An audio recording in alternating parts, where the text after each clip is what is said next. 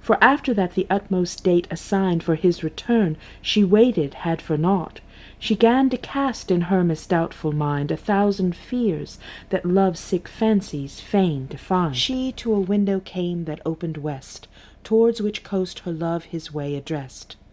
There looking forth, she in her heart did find many vain fancies working her unrest, and sent her winged thoughts more swift than wind, to bear unto her love the message of her mind. There, as she looked long, at last she spied one coming towards her with hasty speed. Well weened she then, ere him she plain descried, that it was one sent from her love indeed, who when he nigh approached she mote areed that it was Talus, Artegall his groom, whereat her heart was filled with hope and dread, ne would she stay till he in place could come, but ran to meet him forth to know his tidings some.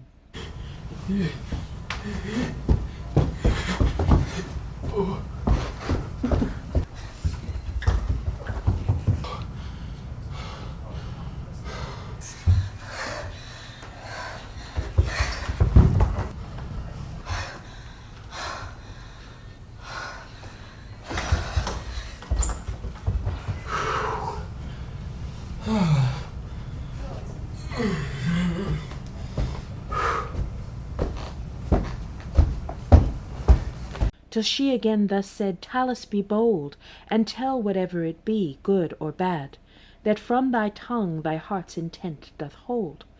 To whom he thus at length, the tidings sad that I would hide will needs, I see, be rad. My lord, your love, by hard mishap doth lie in wretched bondage, woefully bestad. Ay me, quoth she, what wicked destiny! And is he vanquished by his tyrant enemy? Not by that tyrant, his intended foe, but by a tyranness, he then replied, that him captive hath in hapless woe. Cease, thou bad news man, badly dost thou hide thy master's shame, in harlot's bondage tied. The rest myself too readily can spell. With that in rage she turned from him aside, forcing in vain the rest to her to tell, and to her chamber went, like solitary cell. A while she walked and chafed, a while she threw herself upon her bed and did lament. Yet did she not lament with loud alloo as women wont, but with deep sighs and singles few. Like as a wayward child whose sounder sleep is broken with some fearful dreams affright, with froward will doth set himself to weep, ne can be stilled for all his nurse's might, but kicks and squalls and shrieks for fell despite. But when she had with such unquiet fits herself there close afflicted long in vain, yet found no easement in her troubled wits, she unto Talus forth returned again, by change of place seeking to ease her pain, and gone inquire of him with milder mood the certain cause of Artegall's detain, and what he did, and in what state he stood, and whether he did woo, or whether he were wooed. With that he gone at large to her dilate the whole discourse of his captivance sad, in sort as ye have heard the same of late, all which when she with heart endurance had hard to the end, she was right sore bestad, with sudden stounds of wrath and grief at one. Ne would abide till she had answers made, but straight herself did dight and armour don. All right, this is it. Putting on my armor.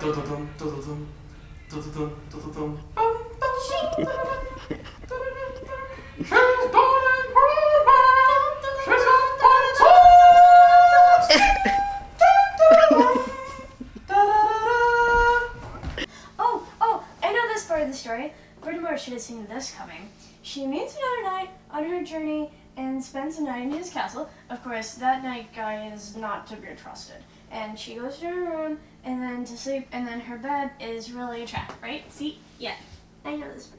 Well, if you know so much, I suppose you can tell me the rest of the story. No, I want to listen.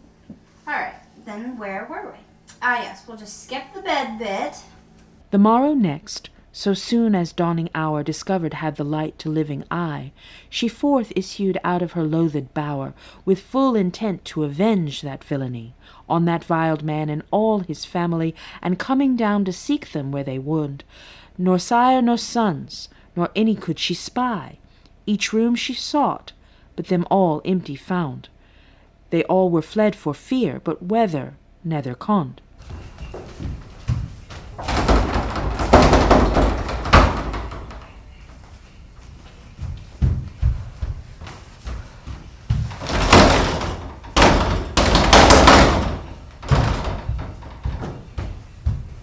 She saw it vain to make their longer stay, and thereon mounting light, gone her address unto her former way.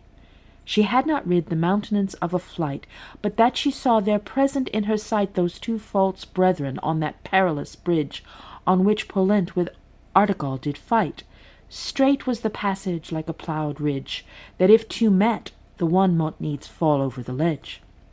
There they did think themselves on her to reap, yet stayed she not for them, but forward fared, till to the perilous bridge she came. So did the championess those two there strow, and to their sire their carcasses left to bestow.